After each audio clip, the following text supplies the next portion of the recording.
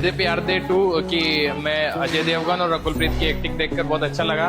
बहुत अच्छी मूवी, आप फैमिली के साथ आ सकते हैं इसको देखने के लिए। दे प्यार दे 2 बहुत अच्छी मूवी थी, full comedy, emotional drama.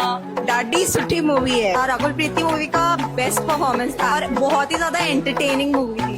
Really enjoyed it. De Pyaar De was an amazing movie. Javed Jafri की acting was on peak comedy. Come with your friends and family. The performance done by R. Madhavan and Ajay Devgan was fabulous. बहुत अच्छी लगी movie. They Pyaar they 2 is a must watch movie. इसमें drama, comedy, emotions का perfect package है। It is a very new fresh start जो कि आजकल देखने को ही नहीं काफी अच्छी मूवी थी, बेहतरीन, एंटरटेनिंग, काफी मजा आया and I would rewatch it with my family again. So yeah, you should to. આજે હું મારા ફેમિલી સાથે દે પ્યાર દે જોવા આવી છું અને આ મૂવી ખૂબ જ સરસ છે, બધાએ જોવી જ જોઈએ. દરેક પેરેન્ટ્સ માટે બહુ સરસ મૂવી છે.